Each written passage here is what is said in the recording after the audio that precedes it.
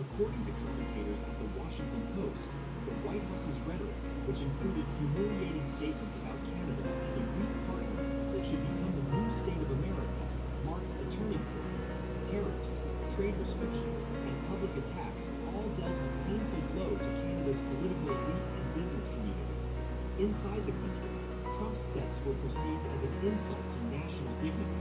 According to the Financial Times, it was at that moment that Ottawa began seriously discussing the need to diversify its foreign policy, while experts started arguing that Canada should look for new friends to balance excessive U.S. pressure.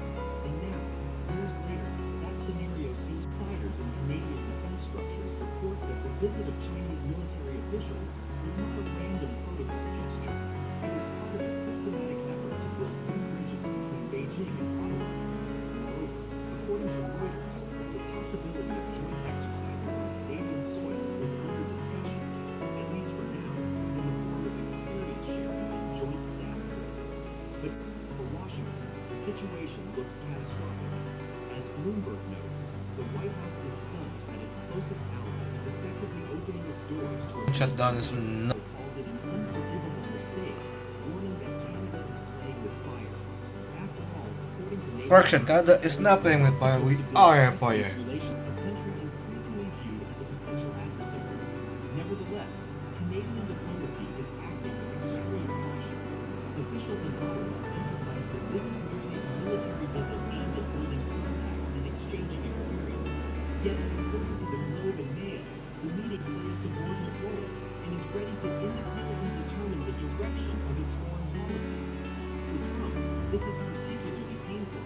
Against the backdrop of the ongoing trade war with China, new tariffs, and sanctions, the White House is watching as Beijing finds more and more allies in the Western world. And while Europe remains torn between dependence on the American security umbrella and its economic interest with China, Canada has unexpectedly taken a step forward, signaling the possibility of a new alliance.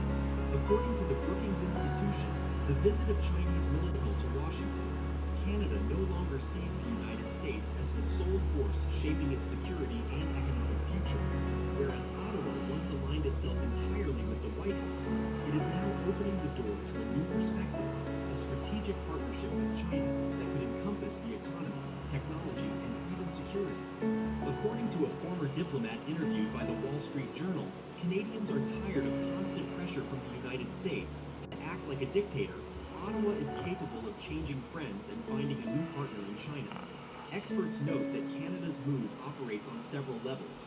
First, it is a demonstration of independence, a signal to the domestic audience that the country will not tolerate humiliation. Second, it serves as a bargaining tool, pressure on the U.S. to reconsider trade and economic terms. And third, if Washington tries to squeeze Canada even harder, Beijing is always ready to lend support. The situation is developing rapidly. According to Kyoto News, a series of new contacts between Canada and China are planned in the coming months. From cultural